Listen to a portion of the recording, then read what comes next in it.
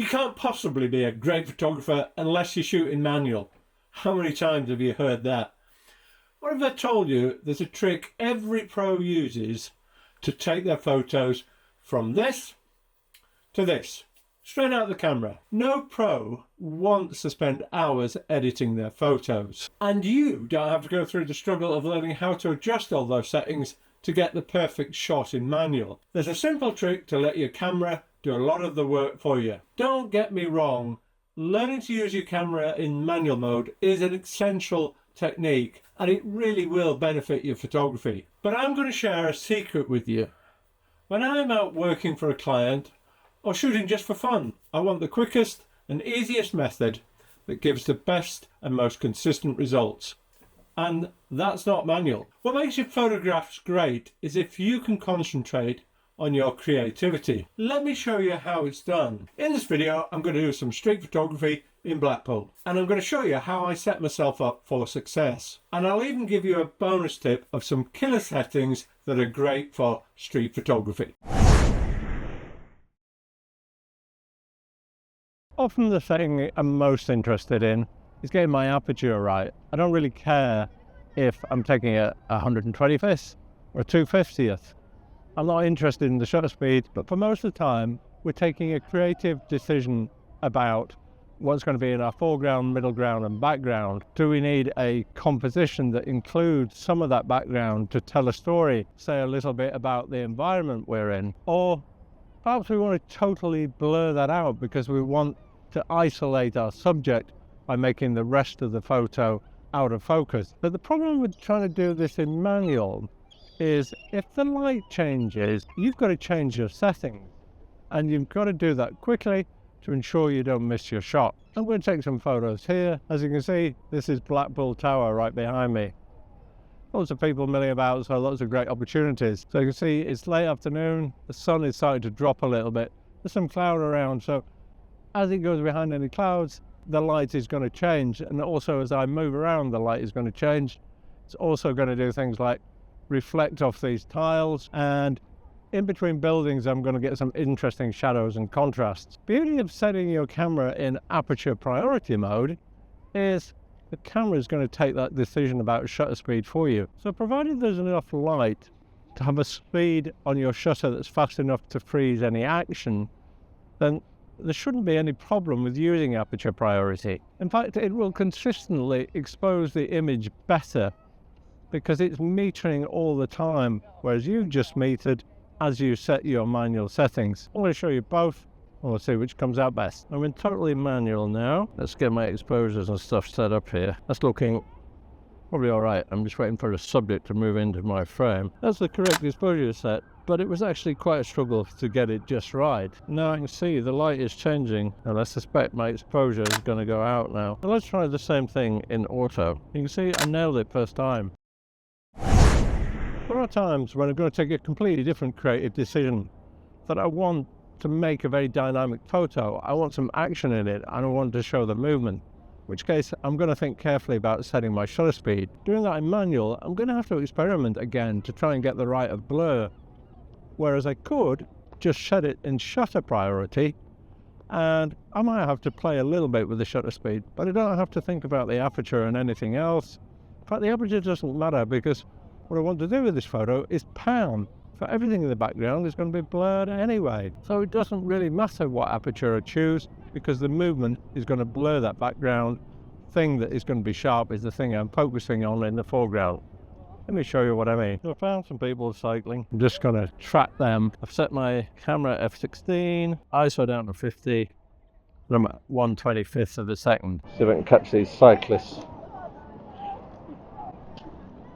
as they come by.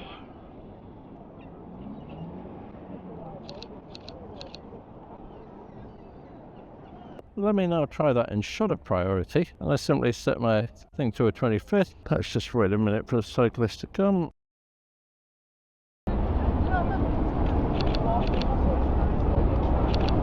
Well, straight away, you see, I nailed that on the first shot. It's really made my life a lot easier. Exposure's better. These are straight out of camera. Now don't get me wrong, there is a time and a place for manual mode. As you can see behind me now, the sun's setting over the coast here, and that's a time where I might want to choose manual. The lighting conditions are fairly predictable. I might want to make creative decisions about having something in silhouette or making sure that the sun is correctly exposed. That's exactly the time when I'd use manual, because if I just use auto for this, maybe aperture priority, I won't get that creative effect. I'll show you what I mean. So I've got a nice beach scene here. What I want to do is create everything really in a bit of a silhouette, because I want all the colours from the sky. But what I really want to do here is underexpose it. So I'm going to do that by increasing my shutter speed. I'm in manual mode and I'm going to underexpose it. Let's go one stop under.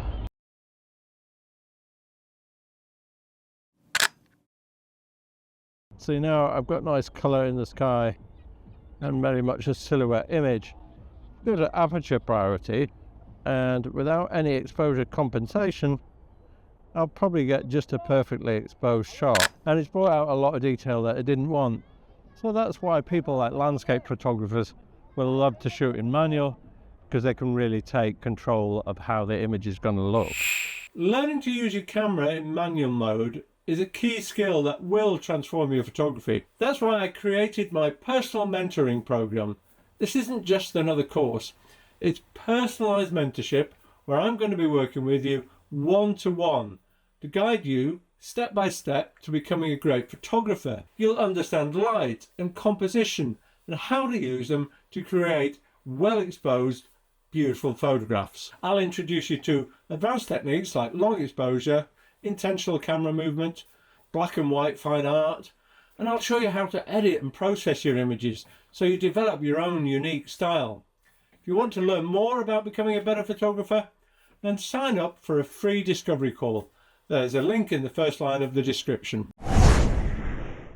How do you make the choice of which mode to use? Creativity is about two things. The first is depth of field. Are we going to have our background in or out of focus? Do we want to isolate our subject, or are we trying to compose it in a way to tell a story where we want to show some of the environment around them? The second creative decision is about movement. How dynamic is our shot? What emotions are we trying to evoke? Slow shutter speeds with blurred backgrounds of a moving subject will create very dramatic photos.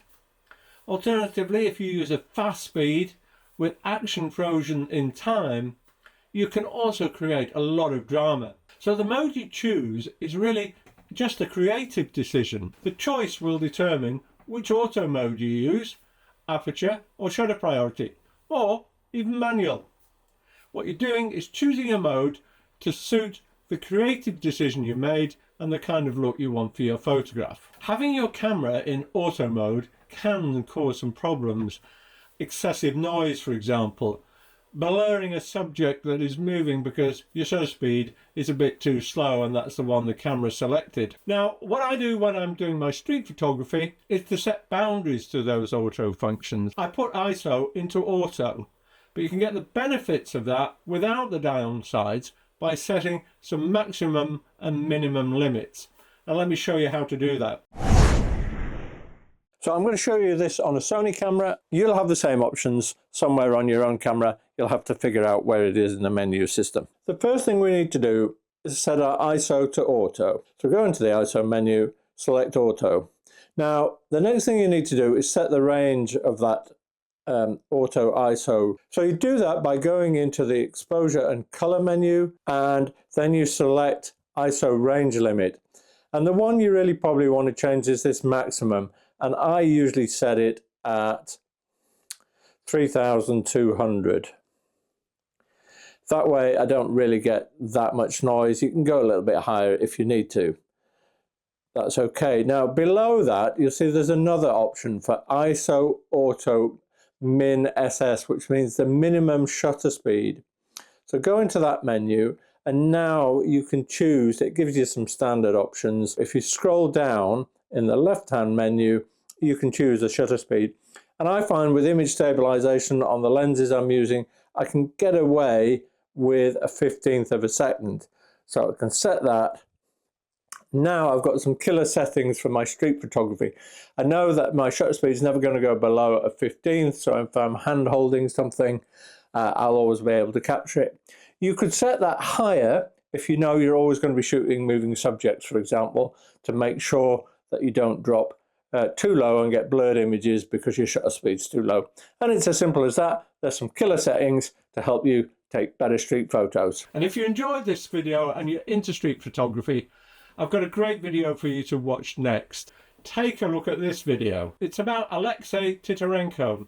He has a unique style for creating breathtaking, rather spooky street scenes. I'm sure you'll enjoy it. Happy shooting, and I'll see you next time.